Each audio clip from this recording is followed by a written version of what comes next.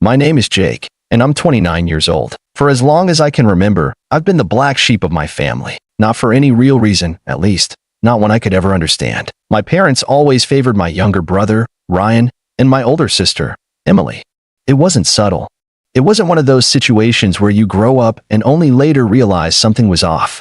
No, I knew from the time I was a kid. Birthdays forgotten. Achievements brushed aside. Punishments harsher for me than for them. It was just how things were. When I graduated high school with honors, my dad barely looked up from his newspaper. But when Ryan passed with average grades a couple of years later, they threw him a massive party. When Emily got her first job, they raved about how successful she was going to be. When I landed a great position in my field and started earning good money, my mom's only comment was, "Well, at least you won't be asking us for anything." Funny how that worked out. Because despite being the one they cared for the least, I was the one they always turned to when they needed something. And they needed a lot. Ryan had a habit of quitting jobs whenever he got bored. Emily liked living beyond her means, maxing out credit cards on expensive vacations and designer bags.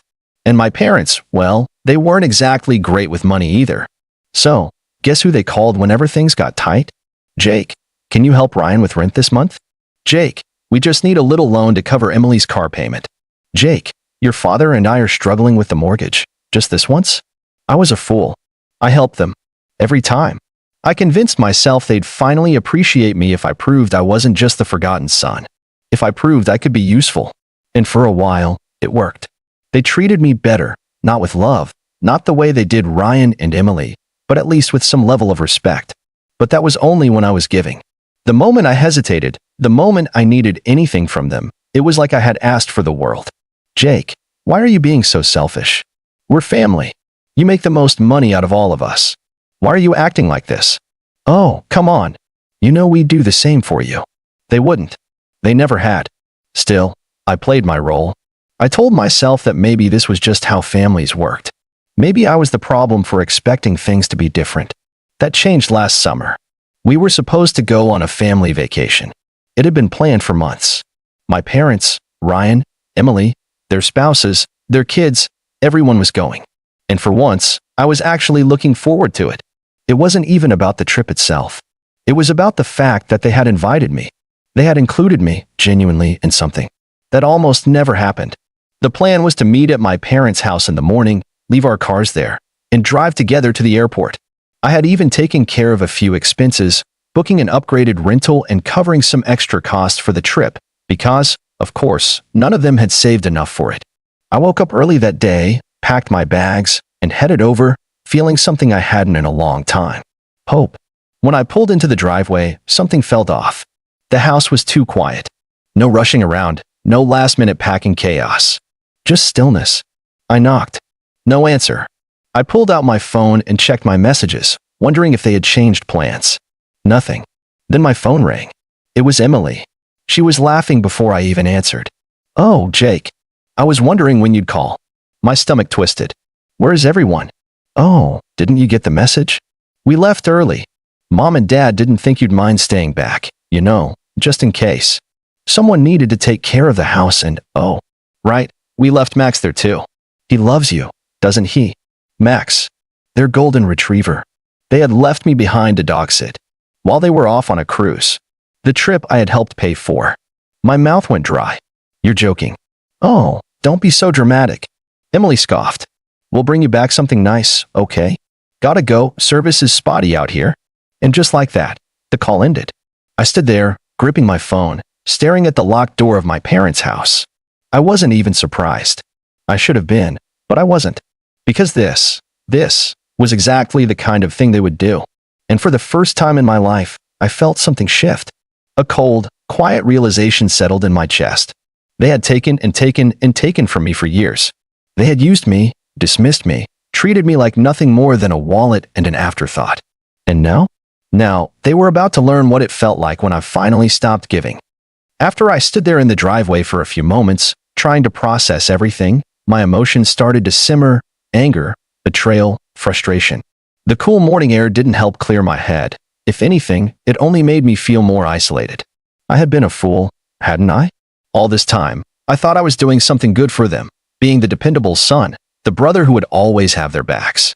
But when it came time for them to show even a tiny bit of appreciation, I was nothing. Not even worth telling that they had changed the plan.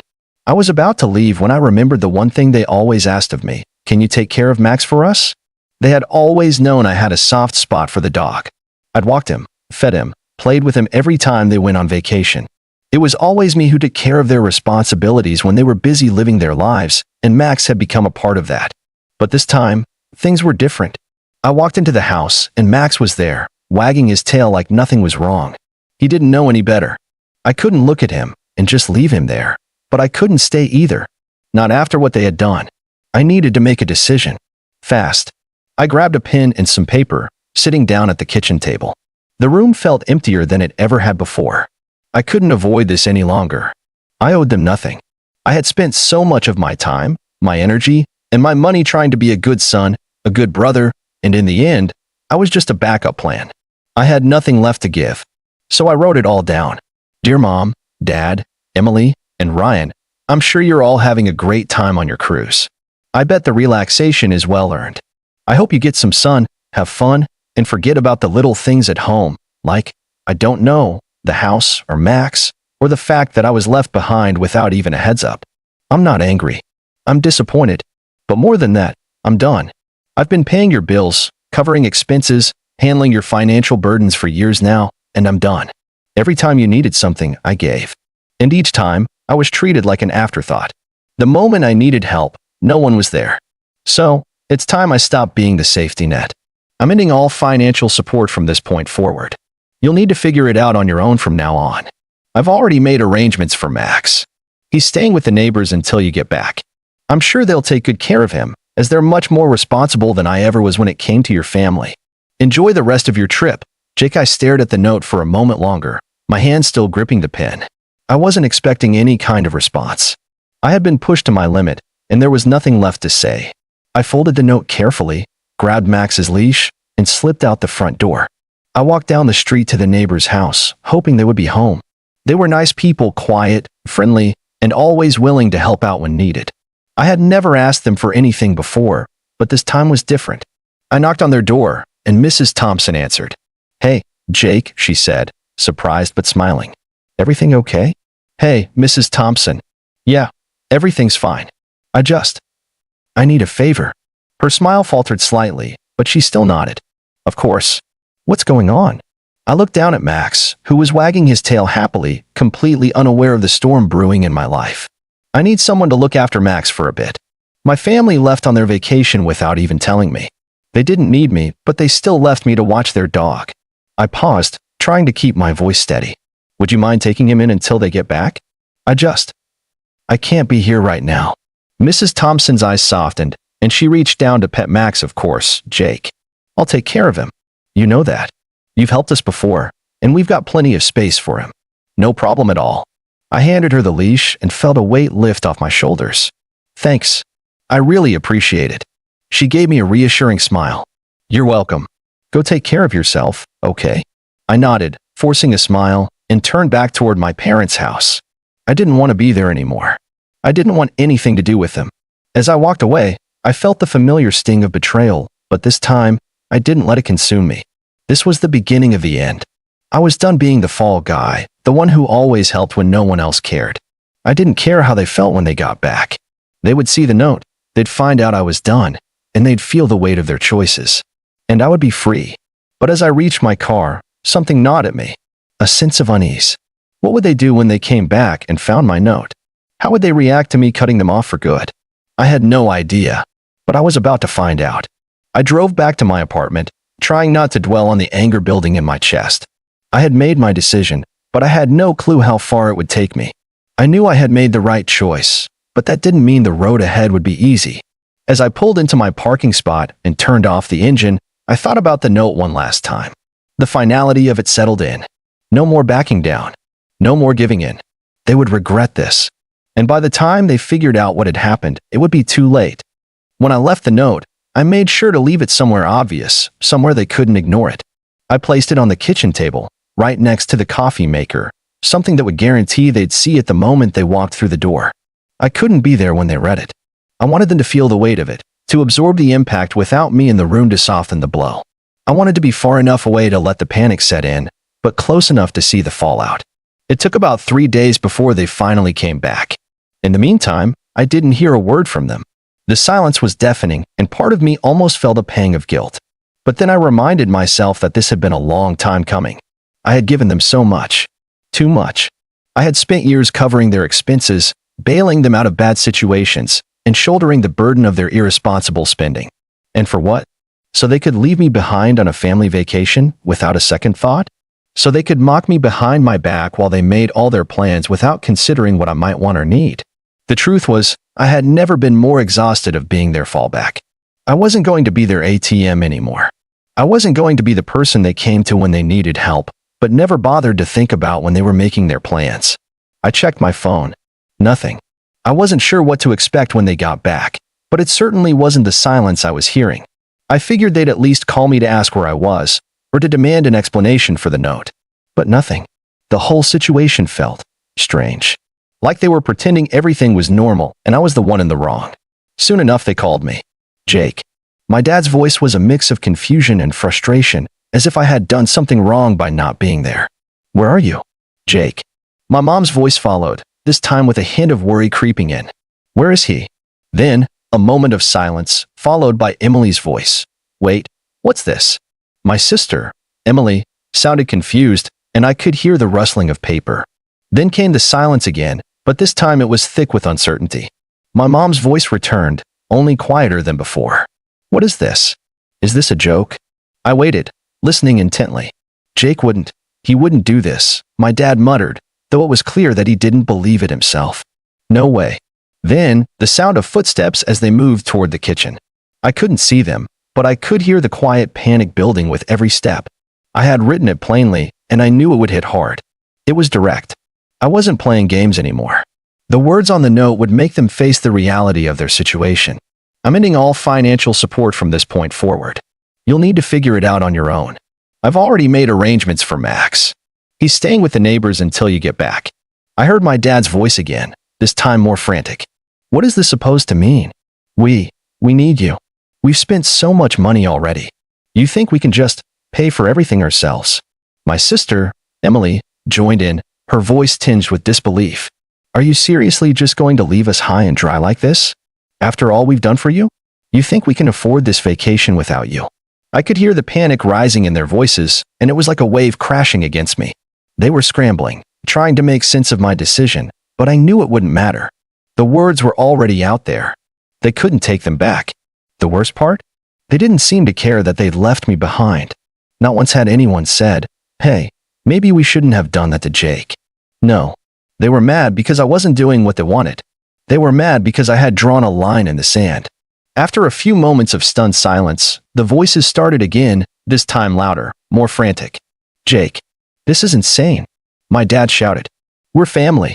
You can't just leave us like this. You're being ridiculous, Emily snapped. What do you expect us to do now? You think we just pull money out of thin air? This is your fault. You've always had money, Jake, always had the answers. And now you're just done, I interrupted, my voice coming through the phone, cold and final. They froze. Done? What do you mean, done? My mom asked, sounding shocked, almost hurt. This is crazy, Jake. We don't have anyone else to turn to. You can't just leave us to fend for ourselves. I leaned back against the couch, feeling a wave of satisfaction that was slowly being replaced by the weight of my decision. It was what needed to be done, but now, hearing them like this, part of me almost felt sorry for them. Almost. I'm not your backup anymore. Figure it out, I said calmly. You've had years to make better decisions. Now you'll deal with the consequences. I hung up. They came to me, of course. I knew they would. They always did when they needed something. But I wasn't going to answer the phone, not this time. I let them panic. I let them suffer through it for a while. I wasn't in the mood to listen to their excuses or their pleas. But deep down, part of me couldn't help but feel like they were making this harder than it had to be. I wasn't asking for much.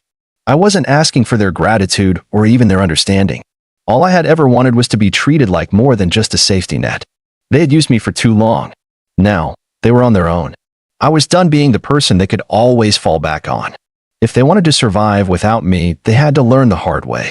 And that, I thought, was exactly what they deserved. A couple of days passed before they showed up at my door. I wasn't surprised. It was only a matter of time. I knew they wouldn't just let this go. They'd come to beg, to try and guilt trip me into taking them back, into giving them the support they had come to expect from me for so long. The knock on the door was sharp and insistent, and for a moment, I almost considered ignoring it. Let them stand out there for a while. Let them feel the weight of their own choices. But I'd done that already. It was time to face them. I opened the door to see my parents standing there, their faces flushed with anger and frustration. Emily was there too, standing off to the side, arms crossed, her usual defiance replaced with something closer to desperation. They were all there, all the people who had never once appreciated what I had done for them, now standing in my doorway, looking like they had nowhere else to go. "Jake," my dad started, his voice tight. "We need to talk." I stepped back, letting them in without a word. If they wanted to talk, they could do it on my terms now. No more fake pleasantries, no more excuses. I had spent too long being their doormat. They weren't getting any more free passes. Once they were all inside, they stood there awkwardly for a moment. My dad glanced around the living room, his eyes flicking to the empty spots where the things they used to take for granted were now gone. My sister's gaze shifted between me and the surroundings, but I could see that she was too proud to speak first. It was always like that. She never could admit when she was wrong. And my mom, she was the first to break the silence. "Jake, we don't understand," she said, her voice softer now, though it was still tinged with frustration. This is ridiculous. We are family. You can't just walk away from us like this. After everything we've done for you, everything you've done for me." I repeated, letting the words hang in the air. "What have you done for me exactly? Let me think. You've used me for money. You've expected me to drop everything when you need help, but when it's my turn to ask for something, I'm ignored or dismissed as the problem." I didn't raise my voice, but I could feel the weight of each word hitting harder than any shout could. This wasn't about me being angry anymore. This was about me finally standing up for myself. "You think I owe you something because you're my family?" I continued, my voice steady, though my heart was pounding in my chest. "You think that means I should just let you walk all over me because we are related? That's not how this works. That's never how it's worked." My mom opened her mouth to say something, but I cut her off, raising my hand. "You had all the chances in the world to fix this. You had years to be better, to not use me like a cash machine, to not make me feel like I'm the one who has to carry everyone's weight while you sit back and spend my money on your vacations, your new cars, and whatever else you wanted. But you didn't care, did you?" I could feel the shift in the room. My dad's face, usually so certain and proud, was starting to crumble. Emily looked away, guilt starting to creep in around the edges of her tough exterior. She had always sided with them, always found ways to make me the scapegoat. But now, the realization was setting in that maybe, just maybe, I wasn't the villain here. My dad cleared his throat, trying to regain his composure. "Jake, this is unfair. We've always been there for you, through everything. We've supported you. You've used me," I interrupted. "And the worst part is, you don't even realize it. You think I'm supposed to just forgive you because you're my parents? Because you're my sister? No. I've been carrying this family for too long, and I'm done." A heavy silence fell over the room. My parents were frozen, caught in the web of their own selfishness, and Emily, standing in the corner, looked like she was about to say something. Probably something defensive, something to justify everything they'd done, but I wasn't interested in hearing it. I wasn't here to listen to excuses anymore. "I'm done," I said, taking a deep breath. "I'm done being the one you come to when you mess up. I'm done bailing you out. I'm done carrying your weight. If you want to keep acting like I'm just your personal bank account, then you're going to have to do it without me. But I'm not giving you a cent, not anymore." It felt liberating, the weight lifting off my shoulders as I spoke the words that had been building up inside me for years. For so long, I had been too afraid to say what needed to be said, too afraid that if I stood up for myself, I'd lose my family. But the truth was, I had already lost them. They had lost me the moment they started treating me like an afterthought. "You can't do this, Jake," Emily said, her voice trembling slightly. She was no longer the smug sister who thought everything revolved around her. Now, she was just a daughter and a sister who had pushed her luck too far. "You're not being fair. You've always been the one to fix things. You're the one who always comes through." "Well, not anymore," I said simply. "I'm not going to be your crutch." You're going to have to learn how to stand on your own." For a moment, the room was silent again.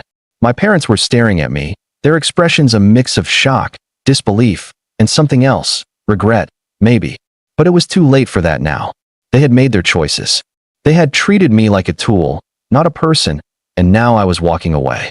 My dad was the first to speak again, his voice quieter now. "Jake, please, we need you." "I'm sorry, but no," I replied, my voice firm. "You need to figure things out for yourselves. You've had every opportunity to do the right thing, and now it's too late." They stood there for a long moment, looking like they had been punched in the gut.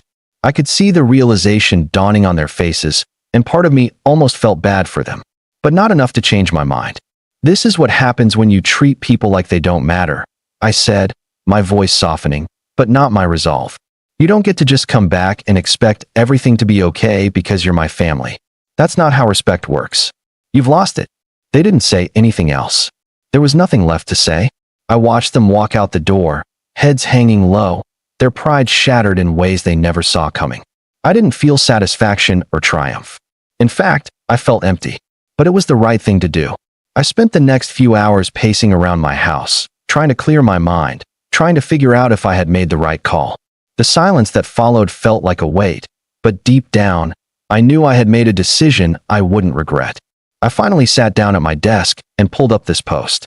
I'm not sure if I told the story the way I wanted to, or if I had even done the right thing. But I wanted to hear from you all. Was I wrong to cut them off? Did I go too far? Or did I finally stand up for myself the way I should have all along? I'd really like to hear your thoughts.